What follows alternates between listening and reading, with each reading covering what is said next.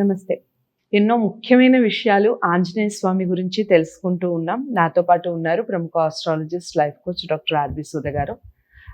ఆంజనేయ స్వామి అనగానే ఒక ధైర్యాన్ని, ఒక సంకల్పాన్ని అనుకుంటూనే నామం విషయానికొస్తే తనకన్నా, తన తల్లిదండ్రుల కన్నా ఎక్కువగా తలుచుకునే నామం ఏమిటి అంటే రామనామం.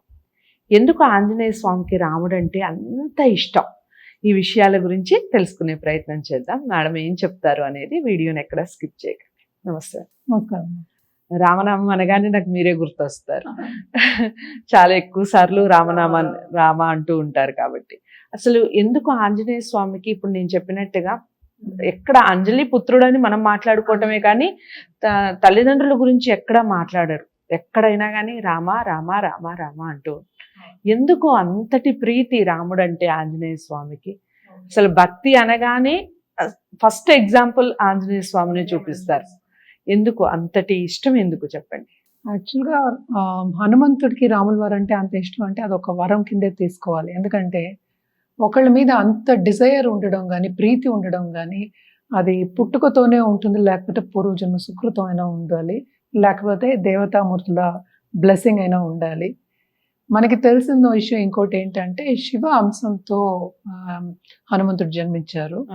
అలాగే ఇంకోటి ఏంటంటే రాముల వారిని చూసిన తర్వాత ఈయనకి భక్తి అనేది ఎక్కువైంది. అండ్ ఆల్సో ఏంటంటే ఈ వాజ్ వెయిటింగ్ అనమాట, ఒక గురువు కింద ఆయన్ని తీసుకున్నారు. అంటే ఫారెస్ట్ లో ఆయన నడిచి వస్తున్నప్పుడు యూ విల్ ఫైండ్ యువర్, అంటే ముందే చెప్పిన ఒక వరమే కదా ఇది. సో రాముల వారిని చూడగానే ఆయనకి ఆ జ్ఞానం కలిగింది, జ్ఞానోదయం అంటాం కదా.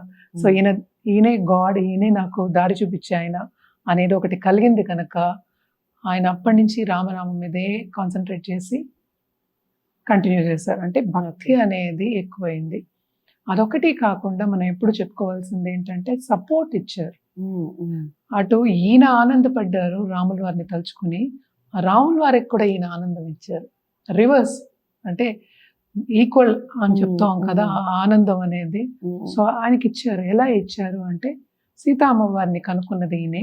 అలాగే ఆయన లంకకి వెళ్ళి, అంటే మనకి తెలుసు దహనం చేస్తారు. ఆయన చూసి రమ్మంటే దహనం కాల్చి వచ్చారు సహా అని తెలుసు. అదొకటి కాకుండా ఏంటంటే ఈయన ఉంగరం ఆవిడకి ఇచ్చి, ఆవిడికి సీతాదేవికి అత్యంత ప్రీతి అయిన రాముల వారి గురించి చెప్పి ఏంటంటే ఆనందం కలిగించారు. అలాగే మనం చూసామంటే రాముల వారికి సీతా అమ్మవారి చూడమని ఇచ్చి, అంటే గుర్తు, ఈ కాలంలో వాట్సాప్స్ లేవు కదా అప్పుడు. సో అంతే కదా, అప్పుడు లెటర్స్ రాసుకోవడం ఇవన్నీ ఏం లేవు. ఎవరో ఒకళ్ళు తూదు అంటాం కదా, దూత అంటాం, లేకపోతే వెళ్ళి చెప్పి తీసుకురావాలన్నమాట. అంత ధైర్యంగా లంకలోకి దూరి, అంటే అందరికీ తెలుసు రాక్షసులు అసురులు అని. సో వెళ్ళి అంత ధైర్యంగా అత్యంత బలశాలిగా సీతమ్మ వారు కూడా ముందుగా అసలు ఆయన్ని మనకి లంకాధిపతి అయినటువంటి రావణాసురుడే అనుకున్నారు. అనుకునే కదా మాయగా చేశారు, వచ్చారు అనుకున్నారు. అప్పుడు ఉంగరం చూపించినప్పుడే కదా మరి ఏదో ఒకటి గుర్తు ఉండాలి కదా మనకి. సో గుర్తుగా చూపించినప్పుడు అత్యంత ఆనందం ఆవిడికి కలిగింది, రాముల వారిని చూసినంత ఆనందం ఆవిడికి కలిగింది.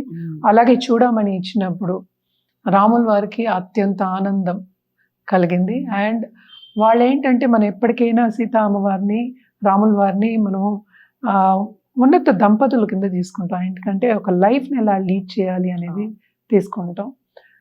రామనామం మనకి అందరికీ తెలుసు, రమ్యమైన ఒక రామం, అంటే వింటేనే చాలా బాగుంటుంది. చిలకలు కూడా రామ రామ అంటారు, అంటూ ఉంటాం కదా.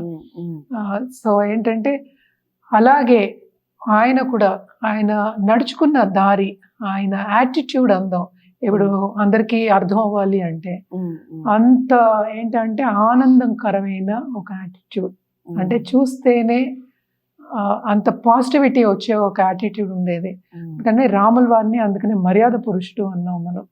ఎప్పుడైనా మనం చెప్పాలి అంటే దాంపత్య జీవితానికి చెప్పుకుంటాం, మన అటు తల్లిదండ్రులతో ఎలా ఉండాలి అది చెప్పుకుంటాం, ఫ్రెండ్స్తో ఎలా ఉండాలో చెప్పుకుంటాం, బ్రదర్స్తో ఎలా ఉండాలో చెప్పుకుంటాం కూడా.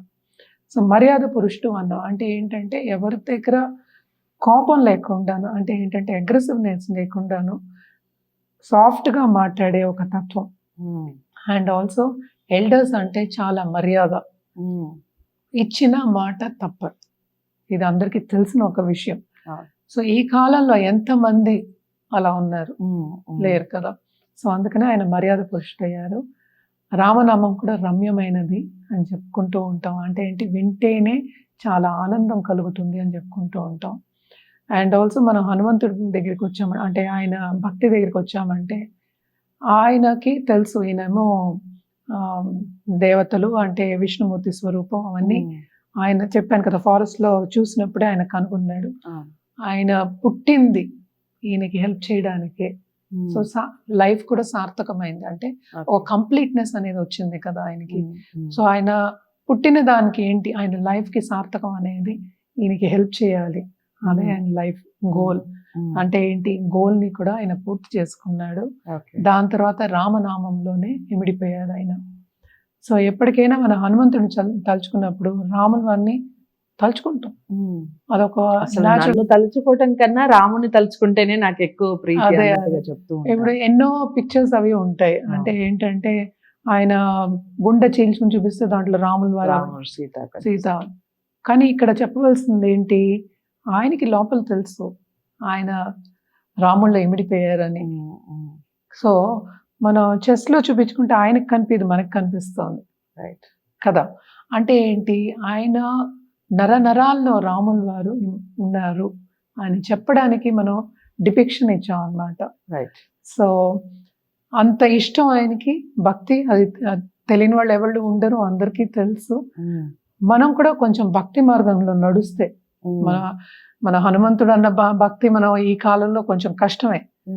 సో ఎవరైనా సరే, ఏ దేవతామూర్తులకైనా సరే మనం నడుస్తే కనుక మనకి ఏంటంటే ఫస్ట్ ధైర్యం వస్తుంది.